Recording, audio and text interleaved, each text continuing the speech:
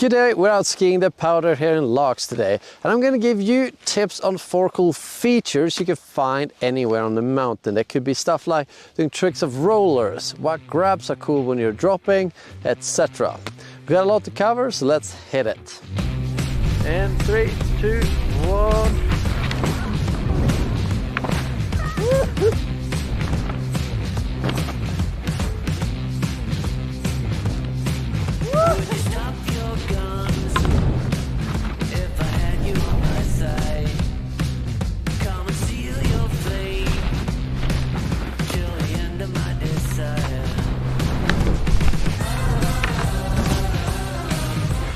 Whenever you're out skiing the powder, I suggest you should always wear a transceiver, probe and shovel, and know how to use it. Yes sir. Good, I'm happy to hear that. Wind lips is a really cool feature that is quite abundant here in Largs. The obvious thing to do off wind lips is to slash it, like noses down the wind lip is how I think of a normal slash. Looks good on film and photos. You can also like grind the ridge with then the tips up the wind lip and then down. Also great fun. Another good thing with wind lips is that they send you flying if you hit it with enough speed. I often ask my friends like, who is not gonna flip this wind lip? And if someone says, no, I don't want to do it, then you ask this person, could you please hit the wind lip in this direction, just with a bit of speed? So they put in one track, because one track is often enough that you can go pretty big off them. Rollers is quite an exciting feature out there in the backcountry. And here's a couple of tricks I really like to do over it. The first one is just come in pretty hot, pop off it, and do some floaty airs over it. It feels great all the time, and it's really easy to do. In the air, just remember to stay nice and tucked, relaxed, and you'll have a blast. Second way you can have more fun on rollers is really obvious. It's the perfect place to do powder nose butters. It gets much easier to do over a roller than flat in a powder. What is important with a nose butter over a roller in pow is keep your feet really close together, and I like to have a little bit of a pop. Do 180 and then start nose buttering. It's quite hard to do the first sort of 90 to 180 degree nose butter, so I like to cheat a little bit. The third and last thing that's pretty cool to do off a roller is pop, tail drag, or a new thing I've been trying, it doesn't always work, nose drag in the powder. So the nose is cutting through the pow. Quite difficult, and it can quickly end a little sketchy.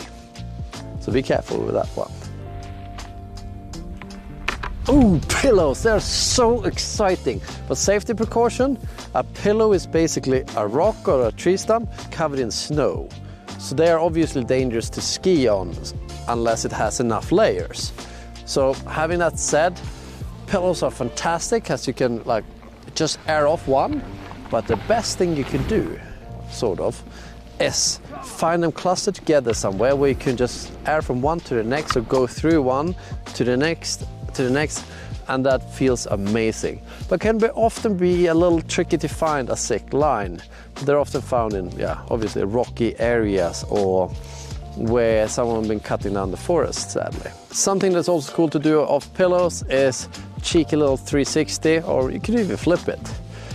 If you got a person ready to take a photo video of you, you can have that person step it a little bit, but leaving a nice thick layer of snow at the end of the pillow, so you can like blast through that snow and it goes in the air, and it'll look really cool. What I did different from a second pillow hand drag 3 was that I tried to sit down a little deeper in the in-run, which is counterintuitive and bad for jumps, but for this trick it's good. And try to cork it a little less and drag the hands more, so I get those feet under me. So that's hand drags. Last cool feature to keep an eye out is obviously drops. You can drop off wind lips or rocks, buildings, anything basically. And what is important here is that you know that the landing is safe, and that when you take off, have a nice little pop, so you tip forward, so you match the landing nicely. In the air, it's easy when you drop, especially if it's high, to do this, this, this, this, Doesn't look cool. So force those arms together, forwards, tuck it a little bit to keep it together. Another good way of keeping that flail in order is to do a grab. When you drop, my personal preference is a safety grab. I think they look the best. It's simple, it's just there. You can tweak it a little bit to the side for extra style. I think both mute and tail, they don't look so epic off drop, so keep it easy, keep it simple, not easy, and just safety it. Obviously, you can also do 180s off drops. 180s off drop is pretty hard, as you can see here. What I have in mind when 180ing is to land somewhat nose heavy and be patiently nose heavy. It is pretty difficult. You want to have quite a steep landing with a safe round out because it's quite difficult skiing switch in powder. Since I didn't stand that 180 so well, doing a 360 off a drop is pretty difficult, but it's easier to land forwards. What is important when you do a 360 drop is that you keep the feet closer together than usual. This to reduce the risk of one ski sinking lower than the other. And then, you know, have a nice little wind up, keep it chill, and then just set it off there and yeah, enjoy the ride. You better be pretty good at 360s and 540s in the park before you even consider dropping a 360. It can be really difficult doing tricks in powder, so it's important that you are pretty good at it in the park.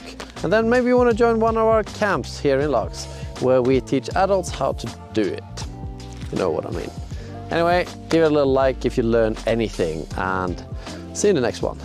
Ciao.